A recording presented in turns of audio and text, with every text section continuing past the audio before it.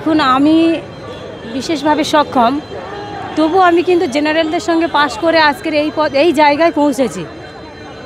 সুতরাং আমি মনে করি আমি প্রতিবন্ধী নয়, আমাকে প্রতিবন্ধী করে রাখা হয়েছে।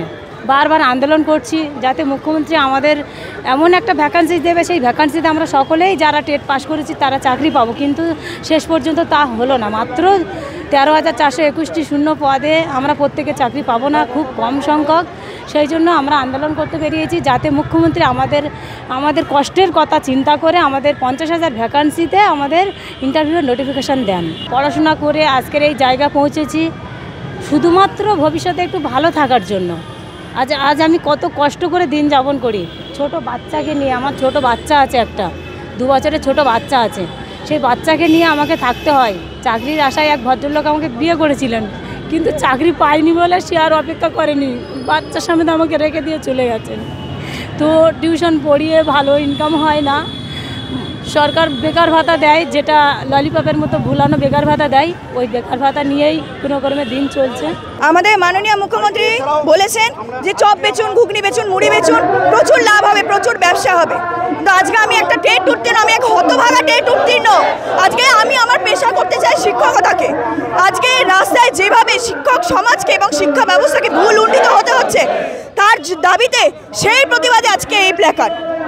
আমরা এটাই বলতে চাইছি যে আমাদের মাননীয় চাইছেন এই চপ শিল্প রাজ্যে ব্যবসা হয়ে দাঁড়াক, শিক্ষকতা পেশা মানুষ ভুলে যাক। আমরা শুধু এটা বলতে চাই, আমরা টেট উত্তীর্ণ, আমাদের বলা হয়েছিল 50,000-এর ওপর প্রাথমিকে ভ্যাকেন্সি আছে, সেই জায়গায় 13,421 দিয়ে ললিপপ দিয়ে সরকার ভুলাতে চাইছে। আমি একজন শিক্ষিত, আমরা প্রত্যেকটা শিক্ষিত ছেলে মেয়ে বলছি, আজকে এই চপ শিল্প না, আমরা চপ ডাস্টার হাতে নিয়ে আমরা শিক্ষকতা পেশাকে নিয়ে আমরা এগোতে চাই, এই সমাজকে এগোতে চাই। বলার নতুন করে কিছু নয়, পশ্চিমবাংলার শিক্ষা ব্যবস্থাকে ধ্বংস করে দিয়েছে। পশ্চিমবাংলার শিক্ষা ব্যবস্থা বাঁচানোর জন্য আজকে রাস্তায় নেমেছি আমি। শুধুমাত্র 50,000 ছেলে মেয়ে চাকরি পাবে সেটার জন্য নয়, বুনিয়াদী শিক্ষা ব্যবস্থা, এই বুনিয়াদী শিক্ষা ব্যবস্থা কারা গ্রহণ করে? দলিত, আদিবাসী, মুসলিম সব প্রান্তিক সমাজের মানুষজন। সেই স্কুলগুলো বন্ধ হতে চলেছে শিক্ষকের অভাবে। এখানে মাত্র 13,421 জন ভ্যাকান্সি ঘোষণা করেছে, যেখানে সারা পশ্চিমবাংলায় 1.5 লক্ষ শূন্য পদ আছে। তাই 1/3 কমসে কম 50,000 নোটিফিকেশান, 50,000 শিক্ষক নিয়োগের নোটিফিকেশান দিতে হবে এবং ইমিডিয়েট সেটাকে ফুলফিল করতে হবে। প্রাথমিক শিক্ষা ব্যবস্থাকে বাঁচাতে হবে, সেই জন্য আমি রাস্তায় নেমেছি। যেটা ছেড়েছে সেটা শুধুমাত্র 2002-এর টেটেদের জন্য না। আমি একজন নাগরিক হিসাবে, দায়িত্বশীল নাগরিক হিসাবে বলছি, সেটা থুতু দিয়ে আটা ছানা ছাড়া আর কিছুই নয়। এত অল্প ভ্যাকান্সিতে ওই স্কুলগুলো শিক্ষক দিলে আগামী 6 মাসের মধ্যে দেবেন আরও 5-10 হাজার স্কুল বন্ধ হয়ে যাবে। তাই স্কুলগুলোকে বাঁচানোর জন্য ইমিডিয়েট 50,000 ডিক্লেয়ার করতে হবে। দীর্ঘ 5 বছর পর রাজ্যে প্রাইমারি টেট হয় 2022 সালের ডিসেম্বর মাসে।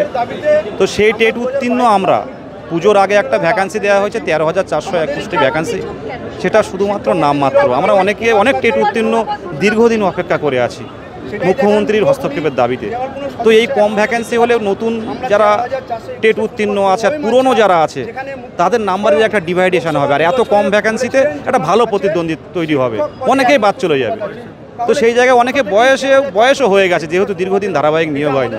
আমরা চাইছি একটা বড় ভ্যাকান্সি দিয়ে নিয়োগ করা হোক। আজকে শান্তিপূর্ণ মিছিল, যদি এটা না মানা হয়, জেলায় জেলায় যেখানে মুখ্যমন্ত্রী সেখানে আমরা বারবার বলছি যে আমাদের এতদিনের এই 3 বছরের আন্দোলন পাশ করার পর কোনো রাজনৈতিক রং কিন্তু নেই।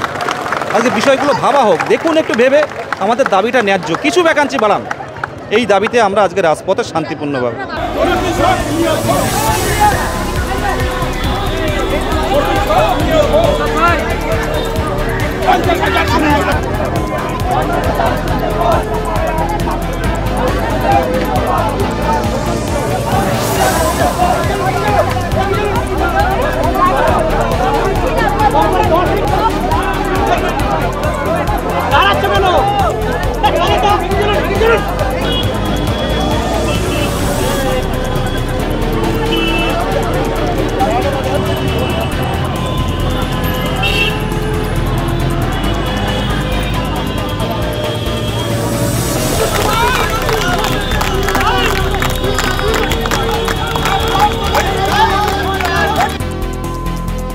ফলো করুন সংবাদ প্রতিদিন ডিজিটাল।